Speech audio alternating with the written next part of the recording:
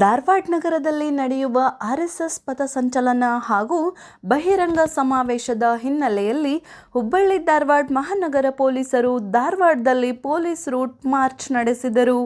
Police ಆಯುಕ್ತ N. Shashikumar ಅವರು ಮಾತನಾಡಿ, ಪಥಸಂಚಲನದಲ್ಲಿ 8 ರಿಂದ 10 ಸಾವಿರ ಜನ ಸೇರುವ ಅಂದಾಜು ಮಾಡಲಾಗಿದ್ದು, ಅದಕ್ಕೆ ಪೂರಕವಾಗಿ ಬಂದೋಬಸ್ತ್ ಕಲ್ಪಿಸಲು ಸಿದ್ಧತೆ ಮಾಡಿಕೊಳ್ಳಲಾಗಿದೆ ಎಂದರು. ಧಾರವಾಡ ಶಾಂತಿಪ್ರಿಯರ ನಗರವಾಗಿದೆ. ಆದರೂ ಸಹ ಮುಂಜಾಗ್ರತೆ ಕ್ರಮವಾಗಿ ಎಲ್ಲ ಭದ್ರತಾ ವ್ಯವಸ್ಥೆಯನ್ನು ಕೈಗೊಂಡಿದ್ದೇವೆ ಎಂದರು.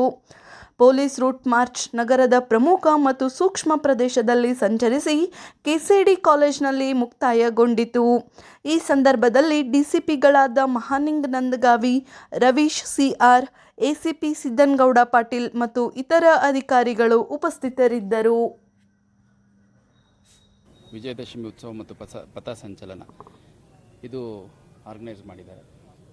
ಈ ಕಾರ್ಯಕ್ರಮ ಏನಿದೆ, ಈ ಬಾರಿ ನಮಗೆ ಮಾಹಿತಿ ಇರುವಂಥದ್ರ ಪ್ರಕಾರ 100th ಇಯರ್ ಸೆಲೆಬ್ರೇಷನ್ ಮಾಡ್ತಾರೆ ಅನ್ನೋದ್ರ ಹಿನ್ನೆಲೆಯಲ್ಲಿ ಸ್ವಲ್ಪ ಹೆಚ್ಚು ಜನರನ್ನು ಸೇರಿಸಬೇಕು ಅನ್ನುವಂಥ ಒಂದು ಆರ್ಗನೈಸರ್ಸ್ದು ಇಚ್ಛೆ ಇರುವಂಥದ್ದು ನಮಗೆ ತಿಳಿದು ಬಂದಿದೆ. ಇನ್ಫ್ಯಾಕ್ಟ್ ಹುಬ್ಳಿಲಿ ನಾವು ಕಳೆದ ವರ್ಷ ಮಾಡಿದಂಥ ಸಂದರ್ಭದಲ್ಲಿ ಬಂದೋಬಸ್ತ್ ಮಾಡಿದಂಥ ಸಂದರ್ಭದಲ್ಲಿ ಸುಮಾರು ಒಂದು 2,000 ಜನ ಅಷ್ಟೇ ಸೇರಿದರು, 2 ರಿಂದ 3 ಸಾವಿರ ಜನ. ಬಟ್ ಈ ಸರಿ ಒಂದು 10,000ಕ್ಕೂ ಹೆಚ್ಚು ಜನ ಸೇರಿದ್ದನ್ನು ನಾವೆಲ್ಲ ಗಮನಿಸಿದ್ದೇವೆ.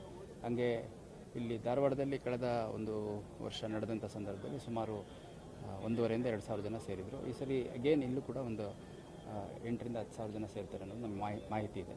ಆ ಪ್ರಕಾರ ನಾವು ಬಂದೋಬಸ್ತನ್ನು ಮಾಡ್ತೀವಿ.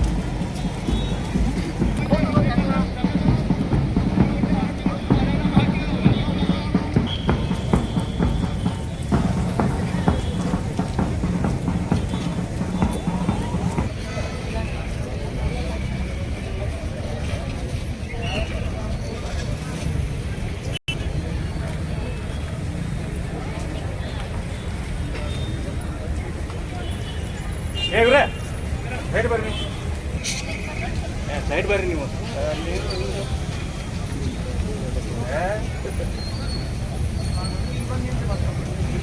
ಓಡೋಡಿ ಬಂದು ಇಲ್ಲಿ ಇದು ಮಾಡ್ತೀವಿ.